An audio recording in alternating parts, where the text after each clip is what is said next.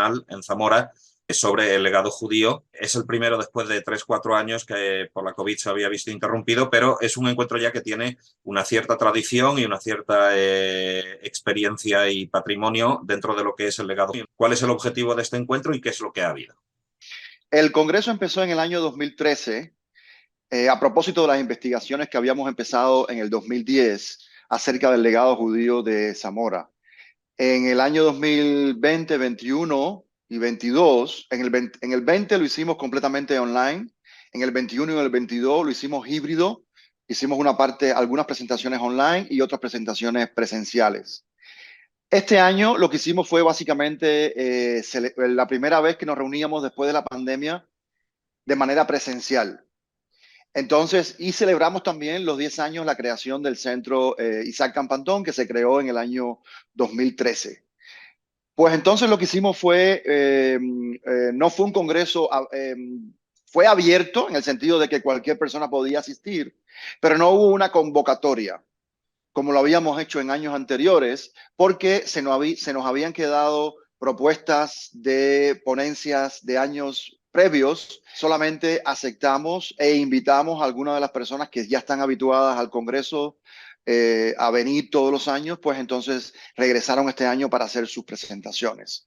Fue el caso de la escritora Ruth Behar, fue el caso de Marciano Derbaz, fue el caso de Pilar Díez Rodríguez de León, y también pusimos nuestro documental Zamora Sefardí, que se hizo en el año 2013. Hicimos una presentación otra vez este año para mirar qué es lo que había cambiado.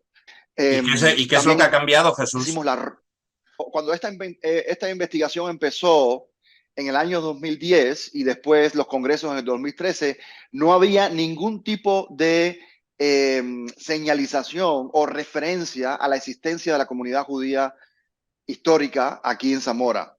En el año 2014, en colaboración con el ayuntamiento, logramos establecer una ruta sefardí en toda la ciudad.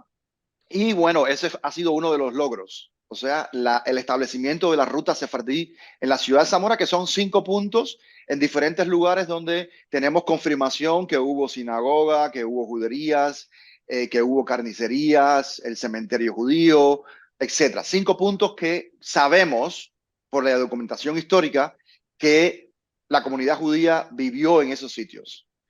Después, a partir del año 2013-14, empezamos a hacer colaboraciones con diferentes instituciones aquí en la ciudad. Por ejemplo, colocamos junto con el ayuntamiento una tarja en la escuela de la Escuela de Educación de la Universidad de Salamanca, el campus aquí en Zamora.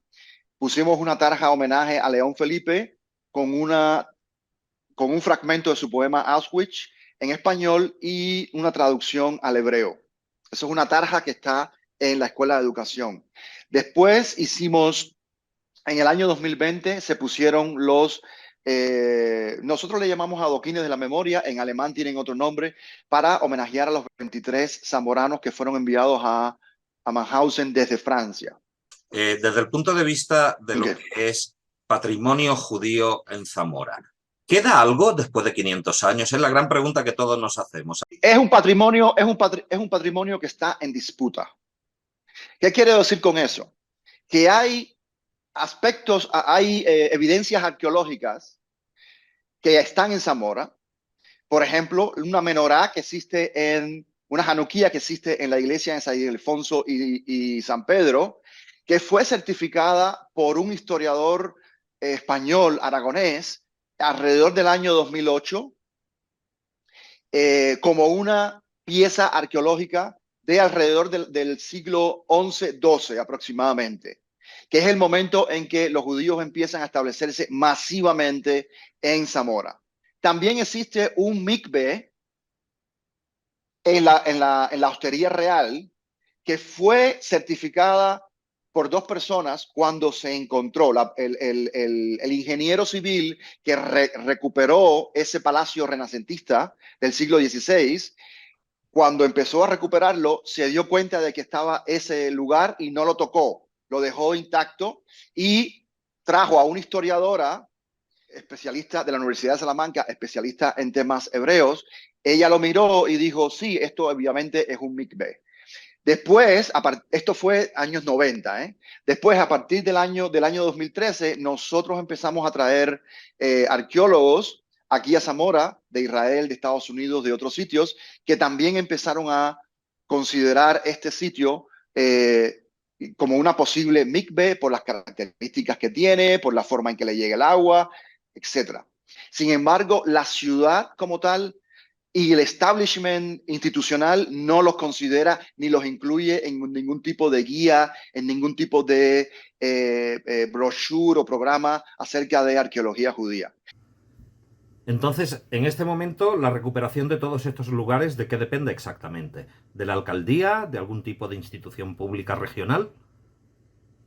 Bueno, lo primero que tiene que existir es que se reconsidere el negacionismo que hay sobre estos sitios arqueológicos, porque hay obviamente un negacionismo por parte de instituciones que deberían ser un poquito, en mi opinión, que deberían ser un poquito más abiertas y más dialogantes con respecto a estos temas y no sencillamente descartar o ignorar otro tipo de investigación que no sea la que realicen ellos mismos.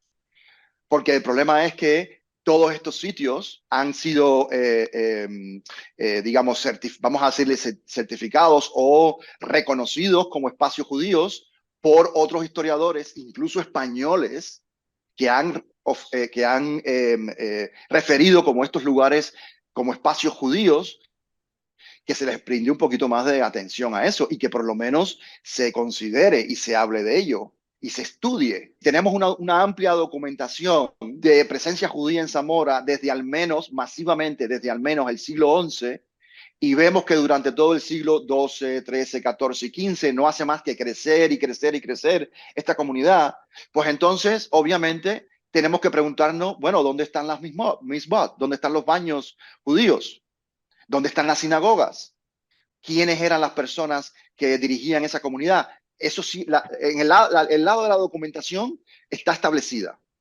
Ese lado de la documentación ya está establecido. Ahora, el lado arqueológico es el que para algunas personas no estaría establecido. Los vestigios judíos en la ciudad de Zamora están en disputa. Están en disputa porque hay historiadores que lo confirman, sin embargo, hay institucionalidad que lo niega. ¿Por qué habría de negarse la institucionalidad a recuperar este patrimonio? A final de cuentas, le viene estupendamente que exista un legado sefardí en la ciudad y que, como otras juderías, pues se beneficie del turismo de tantísima gente que viene a estos lugares. Pues esa pregunta es una pregunta para las instituciones.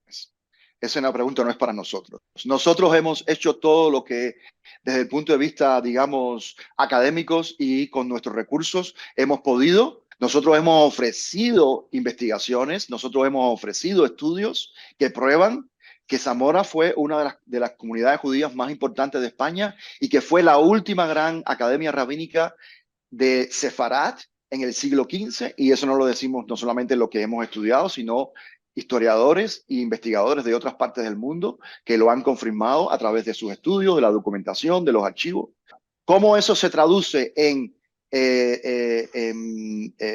acciones por parte de las instituciones para reconocer ese legado judío y sefardí? Eso ya a nosotros, por supuesto, nos hemos ofrecido muchas veces para colaborar con las instituciones y a veces hemos colaborado puntualmente en actividades concretas, pero en realidad eso le toca, eso es una respuesta que tienes que hacer al ayuntamiento, al museo provincial, a patrimonio, a otras personas.